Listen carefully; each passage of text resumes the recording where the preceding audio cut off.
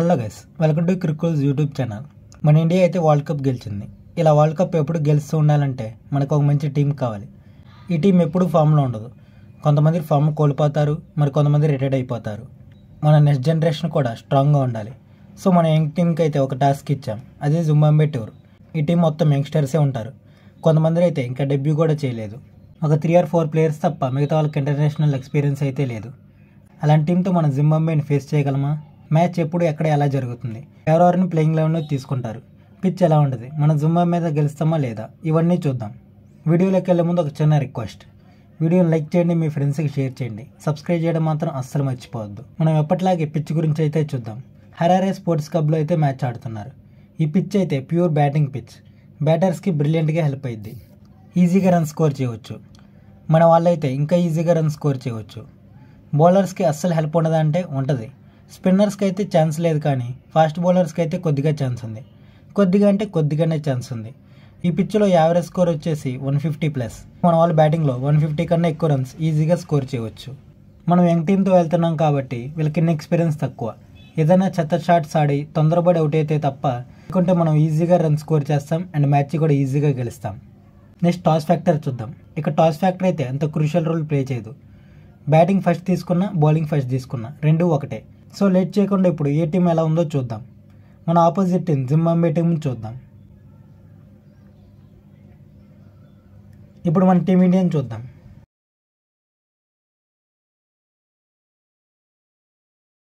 Zimbabwe టీంలో maybe Sikandar రజా తప్ప మనకెవరో తెలియదు. సికిందర్ రాజా చాలా మంచి ఆల్రౌండర్. బౌలింగ్, బ్యాటింగ్ రెండు డిపార్ట్మెంట్లో బ్రిలియంట్గా పర్ఫామ్ చేస్తాడు. బ్యాటింగ్ అనే కాదు, బౌలింగ్ అనే కాదు, రెండు కుమ్మేస్తాడు. మన బ్యాటర్స్ తన బౌలింగ్లో కొద్దిగా జాగ్రత్తగా ఉండాలి. రాజాకి ఐపీఎల్ ఎక్స్పీరియన్స్తో పాటు ఇంటర్నేషనల్ ఎక్స్పీరియన్స్ కూడా చాలా ఉంది.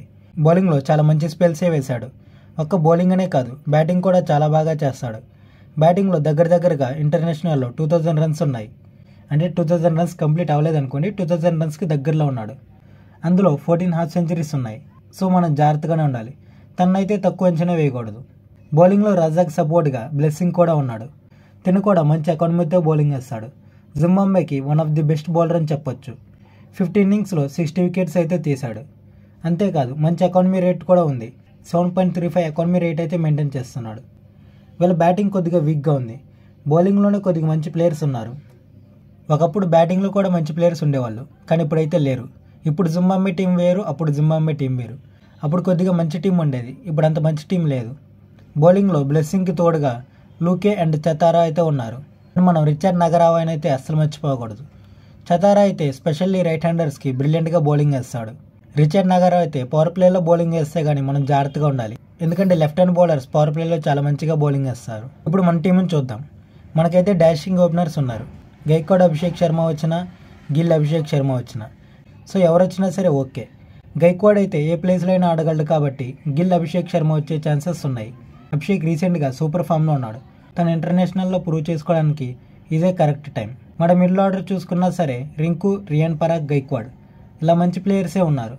ఆల్రౌండర్గా వాషింగ్టన్ సుందర్ కూడా ఉన్నాడు. బ్యాటింగ్లో గైక్వాడ్, రియాన్ పరాగ్, అభిషేక్ శర్మ వీళ్ళైతే ప్రూవ్ చేసుకోవాల్సిన టైం వచ్చింది. వీళ్ళు ముగ్గురు ఒక బ్రిలియంట్ పర్ఫార్మెన్స్ ఇచ్చి టీమిండియాలో ప్లేస్ అయితే కన్ఫర్మ్ చేసుకోవాలి. గిల్కి ఆల్మోస్ట్ టీమిండియాలో ప్లేస్ కన్ఫర్మ్ అయిపోయింది. వీళ్ళు కూడా అలానే కన్ఫర్మ్ చేసుకోవాలి. గైక్వాడ్ అయితే ఫ్యూచర్ స్టార్ అయ్యే ఛాన్సెస్ చాలా ఎక్కువ ఉన్నాయి. తను సింగిల్ డిజిట్లో అవుట్ అవ్వకుండా బాగా ఆడాలి. నెక్స్ట్ అభిషేక్ శర్మ. ఐపీఎల్లో ఎస్ఆర్హెచ్కి ఎలాంటి ఇన్నింగ్స్ ఆడాడో చూసాం. హెడ్తో కలిసి ఓపెనర్స్ అంటే ఎలా ఆడాలని చెప్పి తను కూడా ప్రూవ్ చేసుకున్నాడు. అప్పుడు ఎలా ఆడాడో ఇప్పుడు కూడా అలానే ఆడాలి. స్లోగా ఆడటం తనకు అస్సలు రాదు. సో అటాకింగ్ గేమ్ ఆడాలి. ఆపోజిట్ ప్లేయర్లు ఎవరున్నా సరే, నాన్ స్ట్రైకర్లు ఎవరున్నా సరే, తను మాత్రం అటాకింగ్ గేమ్ ఆడుతూనే ఉండాలి. తనకి అటాకింగ్ గేమ్ అయితేనే సెట్ అయింది. ఇంకా రియాన్ పరాగ్ అయితే ఐపీఎల్లో చాలా మెచ్యూర్గా చూసాం. సంజుతో కలిసి టీం రెస్పాన్సిబిలిటీస్ మొత్తం తానే తీసుకున్నాడు. రియాన్ పరాగ్ని ఫస్ట్లో టీంలో తీసుకున్నప్పుడు చాలా తిట్టుకునేవాళ్ళం. అసలు పర్ఫామే చేయట్లా. బౌలింగ్, బ్యాటింగ్ రెండు డిపార్ట్మెంట్లో సరిగ్గా పర్ఫామ్ చేయట్లా. అలాంటి ప్లేయర్ని ఎందుకు తీసుకుంటాడని చెప్పి తిట్టుకున్నాం. బట్ ఈ ఇయర్ చాలా మంచిగా పర్ఫామ్ చేశాడు. సో ఇంటర్నేషనల్ మ్యాచెస్లో కూడా ఎలానే ఆడి తన ప్లేస్ అయితే కన్ఫర్మ్ చేసుకోవాలి. ఐపీఎల్లో సంజుతో ఎలా అయితే పార్ట్నర్షిప్ చేశాడో ఇప్పుడు కూడా రింకుతో అలానే పార్ట్నర్షిప్ బిల్డ్ చేయాలి. నెక్స్ట్ రింకు సింగ్. తను కొద్దిగా ఫామ్లో లేడని చెప్పి T20 వరల్డ్ కప్కి సెలెక్ట్ చేయలేదు. ఇప్పుడు జింబాబ్వే టూర్తో నా ఫామ్ ఇంకా తగ్గిపోలేదు, నేనంతే ఉన్నా, ఇంకా మ్యాచెస్ని బాగా ఫినిష్ చేయగలనని చెప్పి ప్రూవ్ చేసుకోవాలి. ఇంకా బెటర్గా ప్రిపేర్ అయ్యొచ్చా, ఇంకా అప్పటికన్నా స్ట్రాంగ్గా ఉన్నా అని చెప్పి ప్రూవ్ చేసుకోవాలి. T20స్లో టీమిండియాకు దొరికిన one of the best finisher Rinku Singh. అలాంటిది మళ్ళీ తన టీంలో చూడాలి. ఇంకా బౌలింగ్లో పవర్ ప్లేలో ముఖేష్ కుమార్, ఖలీల్ అహ్మద్ వీళ్ళిద్దరూ ఉన్నారు. సో పవర్ ప్లేలో అయితే మనం సేఫ్గా ఉండొచ్చు. ఒకవేళ వీళ్ళు పవర్ ప్లేలో ఎక్స్పెన్సివ్గా ప్రూవ్ అయినా సరే వాషింగ్టన్ సుందర్ బౌలింగ్ వేయగలడు. తనకి పవర్ ప్లేలో బౌలింగ్ వేసే కెపాసిటీ ఉంది. ఇక మిడిల్ ఓవర్స్లో అయితే మన స్పిన్నర్స్ రవి బిష్నాయ్, వాషింగ్టన్ సుందర్ వీళ్ళిద్దరూ బౌలింగ్ వేయగలరు. ఒకవేళ ఒక స్పిన్నర్ తక్కువ వేయడం అనిపించినా సరే మనం అభిషేక్ శర్మని యూజ్ చేసుకోవచ్చు. ఇంకా డెత్ ఓవర్స్లో అయితే ఆవిష్ ఖాన్ బౌలింగ్ వేస్తాడు. సో మనకి బ్యాటింగ్, బౌలింగ్ ఈ 2 డిపార్ట్మెంట్స్లో పర్ఫెక్ట్గా ఉన్నాం. మ్యాచ్లో ఫెయిల్ అవ్వకుండా ఉంటే అదే హ్యాపీ. మీ మైండ్కి ఒక చిన్న ప్రశ్న, మనం లాస్ట్ టైం జింబాబ్వేతో ఎప్పుడు ఓడిపోయామో కామెంట్ చేయండి, లేదా ఛానల్ సబ్స్క్రైబ్ చేసుకోండి. ఆన్సర్ నెక్స్ట్ వీడియోలో చెబుతా. Thanks for watching. లైక్ చేయండి, వీడియోని మీ ఫ్రెండ్స్కి షేర్ చేయండి. సబ్స్క్రైబ్ చేయడం మాత్రం అస్సలు మర్చిపోవద్దు.